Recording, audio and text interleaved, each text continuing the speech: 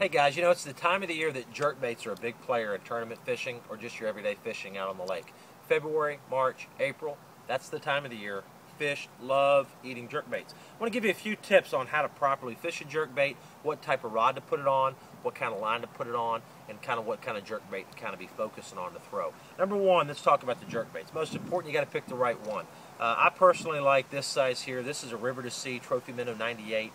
This is a really nice size, and check out the color. This is kind of like an American shad looking color. It's beautiful. You know, it's a shad pattern. That's what you want, shad patterns. You want something very realistic. On your jerkbaits, you want things that look very detailed. Bass, they really look at these jerkbaits.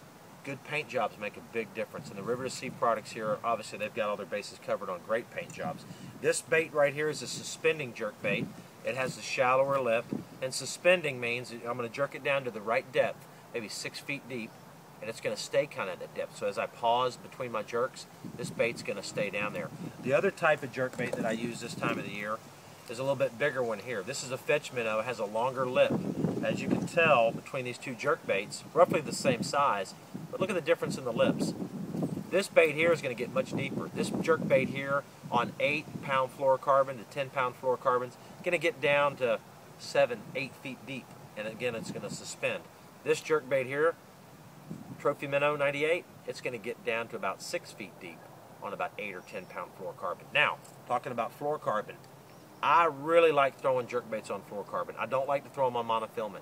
Monofilament will make that bait rise up a little bit, not get as deep. So again, throw it on light fluorocarbon line, 8 to 10-pound test. If you go much heavier than 10-pound, it really affects the way these baits twitch through the water. And again, jerkbaits are very different than a lot of other lures out there. You have to have those little subtle little actions, that subtle detail.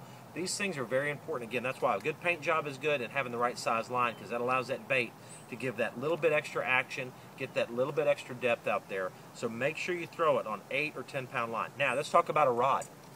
What do I throw my jerkbaits on?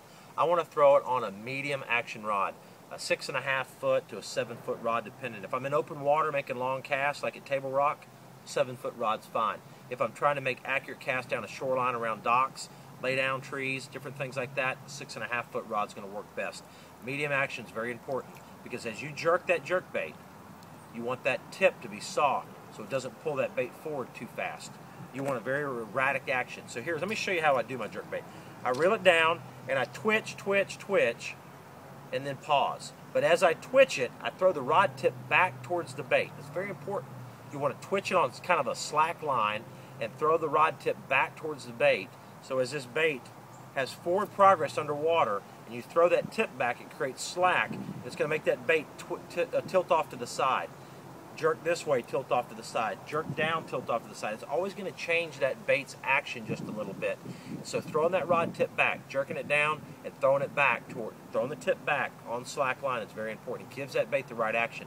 You don't want to sit there and just jerk it on a tight line. Jerk, jerk, jerk on a tight line. What's going to happen is your jerkbait's just going to be going through the water like this here, and that's not as attractive. You want the jerkbait to stop and tilt off to the side. Kick off this way, kick off this way. It's going to be changing its angles constantly by having that soft tip and throwing the tip back. This time of the year you want to look for bait. Idle back in the creeks, idle back in the coves, look for shad on your graph.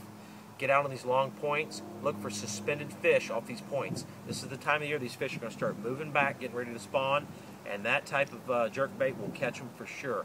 Play around with your retrieve. If your water temperatures are cold, you want to let this thing pause. If it's, say it's 40-degree water temp, let it pause 6, 8, 10 seconds between each time you twitch it. So twitch, twitch, twitch, let it sit for 6 or 8 seconds. Again, with the suspending River2sea jerkbait, it's just sitting down there perfect in the strike zone.